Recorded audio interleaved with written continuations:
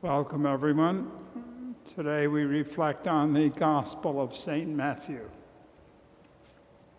Jesus said to his disciples, "Do not store up for yourselves treasures on earth, where the moth and decay destroy and thieves break in and steal. But store up treasures in heaven, where neither moth nor decay destroys, nor thieves break in and steal. For where your treasure is, there also will be your heart. The lamp is the body. The lamp of the body is the eye. In your eye is sound. Your whole body will be filled with light. But if your eye is bad, your whole body will be in darkness. And if the light in you is darkness, how great will the darkness be?" The Gospel of the Lord. Because of this type of contrast in the Scriptures, which is used as a means of teaching, we tend to fall into the either-or category. Either you have complete light or you're in complete darkness. You have virtue or you have sin. You are saved or you're condemned. And there's no in between. But actually, our experience in life probably shows us that most of our journey is in the in-between stages.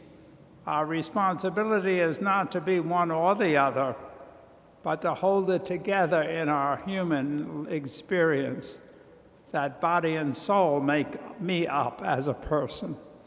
And my body is not evil, it's not sinful, but it can have tendencies to force me to be in a compromising situation.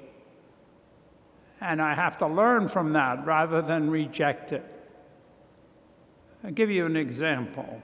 I'm not proud of this, but nevertheless, it's true. When I was growing up, smoking was the cool thing. Everybody smoked. You know what that means. That's a rationalization for me to say that it was okay for me to do it. But if you look at movies from those days, everybody did smoke, it seems. And that if you were going to be, especially for a man, if you're going to be mature, I guess if you're going to be macho, you smoked.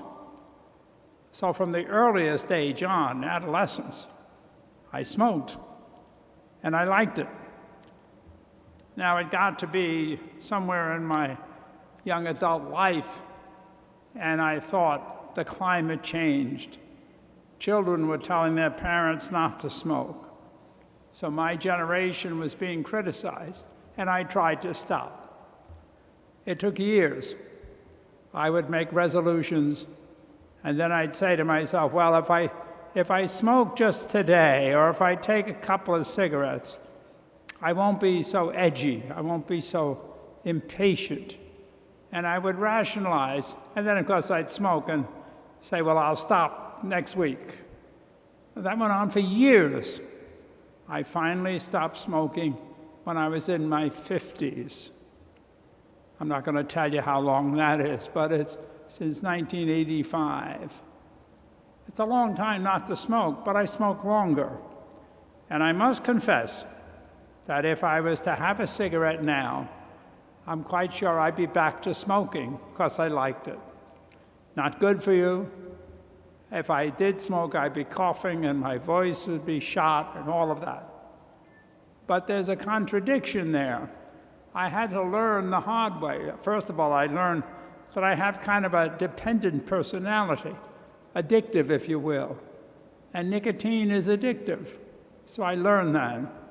I also learned that I have to be serious, that if I'm going to live in the moment, then I have to try to do what I say I'm going to do and not give myself excuses, because my body will lead me into that easily.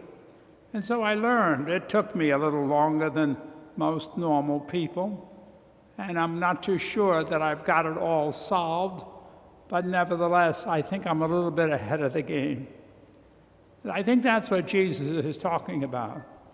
That if I open my eyes and I allow not just me to see what's going on, but try to look with the eyes of faith, the eyes that Jesus uses in the scriptures, then I see the same thing differently.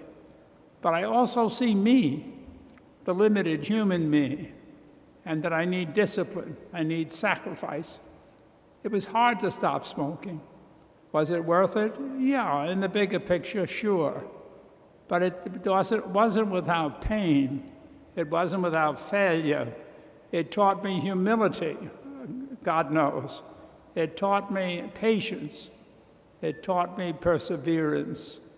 That if you're going to do something, then you have to marshal both body and soul, because that's the way we're made. I can't live, at least I can't, on one level. It's easier to live on the human, physical level. There's immediate gratification. But in the long run, for health, both spiritual and physical, then I'm going to have to offer sacrifice. And so we have that experience in our life, that the eyes are the window of the soul through which light comes in.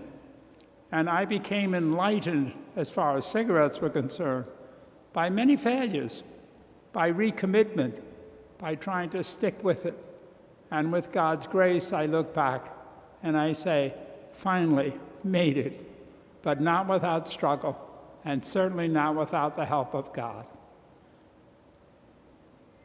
I hope your day continues to be profitable, that you continue to pray for one another, and that you remain safe.